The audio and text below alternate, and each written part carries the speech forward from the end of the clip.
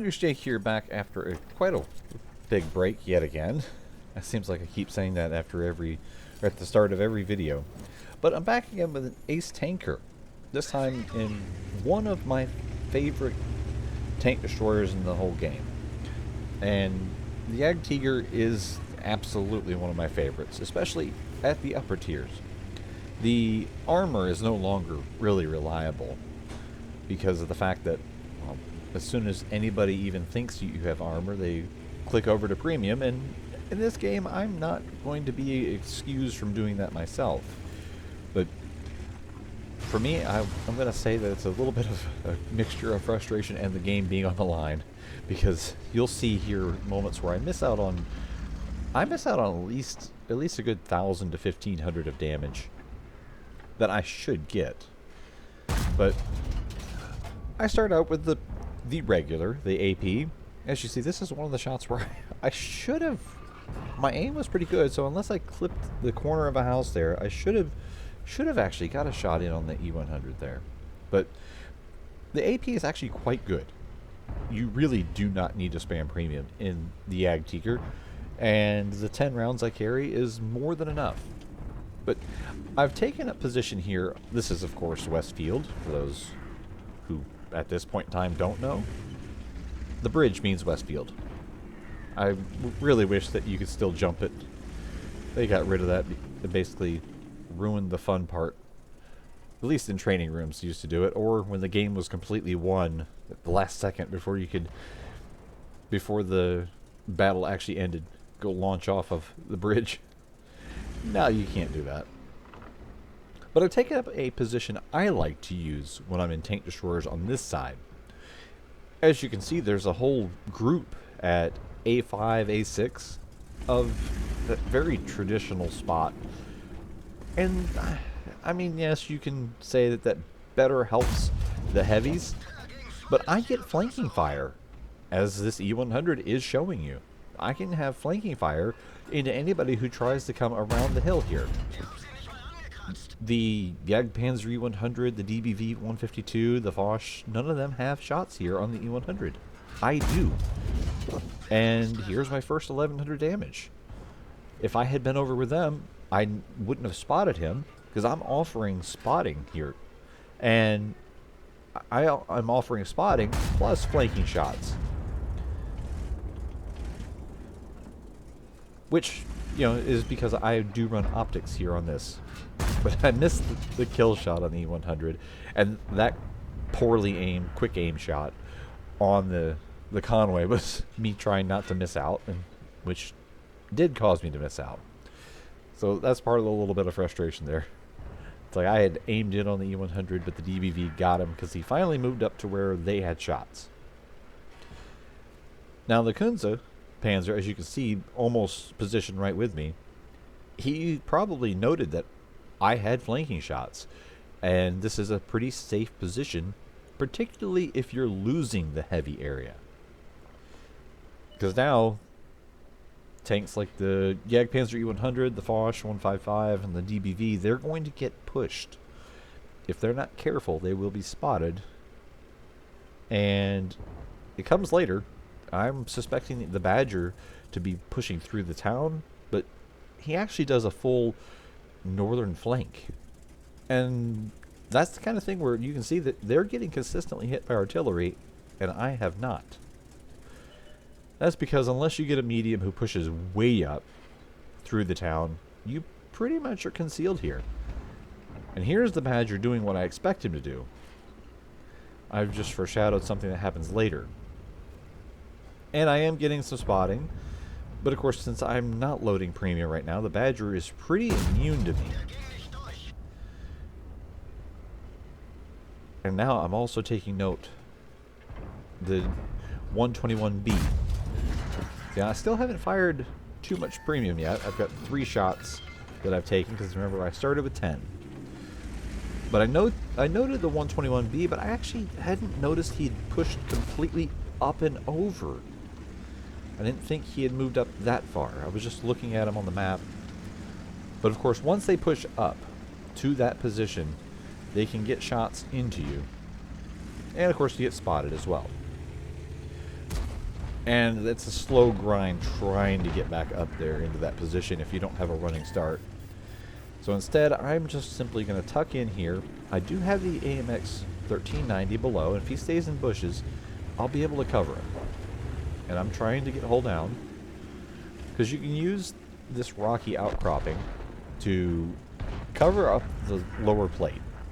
Because the JagdTiger, for those who don't know, everything below the superstructure is a Tiger 2.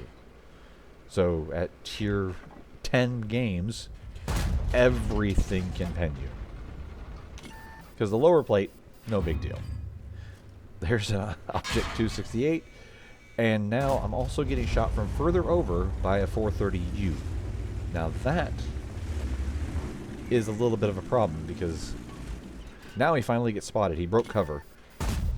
He actually was moving to get more of a shot onto me, and thankfully the 1390 finally got spotting into him. Now I gotta remember, the 268 is still over there. He bounced off my superstructure because I was actually hull down to him, but I can't risk it. That's 750 damage. So I have to be patient and wait for the 1390 to spot him. And I get kind of lucky again.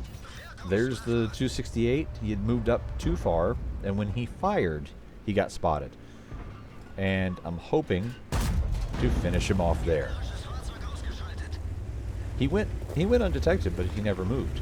And again, my AP can go straight through the front of him. Now, I'm hoping the 1390 doesn't die. At this point in time, he is the most critical out of everybody in the game. And perfect.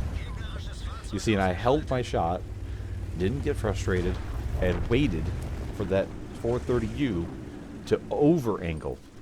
And he did. So now, for this moment, our east is kind of okay. I don't know where the T-54 lightweight went to, but hopefully the 1390 can deal with him. But instead, the 1390 is making a grave mistake here. He actually went after the E50, and I don't know why.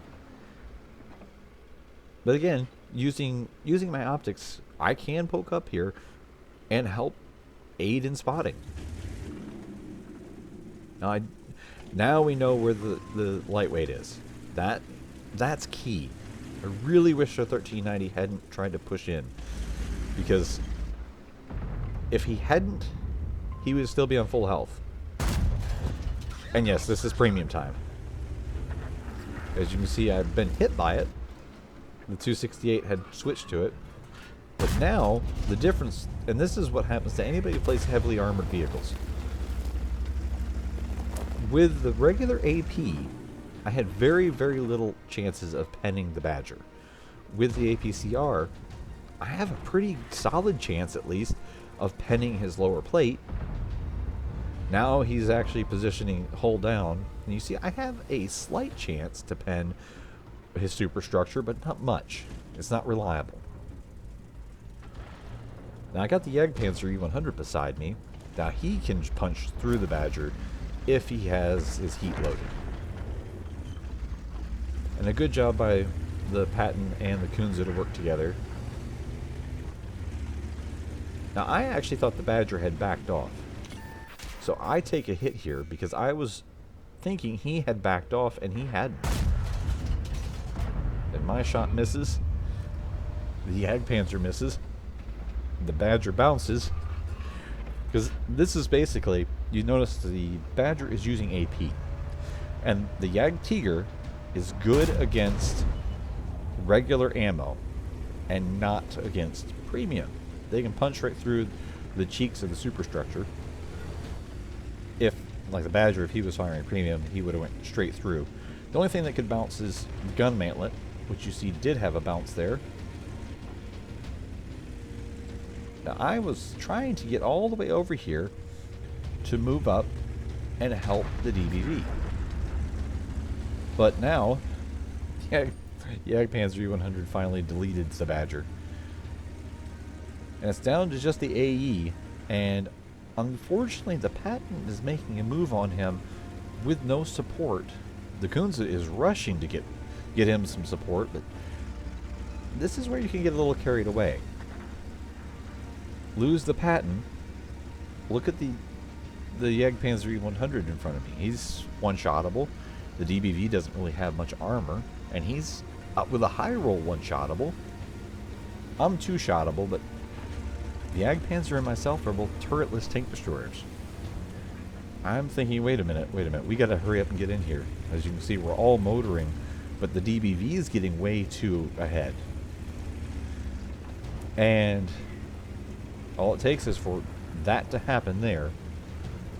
The AE low-rolled, or just a solid hit, but the enemy artillery finished off the DBV. You were seeing almost the recipe to throw the game after we had just drug it back. And as you see, the Kunze Panzer, he is inviting me to a platoon, but he's one-shottable from anything. The artillery could easily splash kill him. I didn't join the platoon, but I'm just focused, honestly, on trying to get up here because I do have optics, and I do actually recommend running that. I know that might seem like an odd choice, but my view range, because of the optics and a decently trained crew, is pretty maxed out. And I'm going to give away the ending. I actually spot this artillery and get the chance to get the final kill here. As you see, I spot the 261, aim in, and even then the shot almost sailed low. Fully aimed is the only way to use the German guns. But that ended up being a drug back to a win when it looked bad.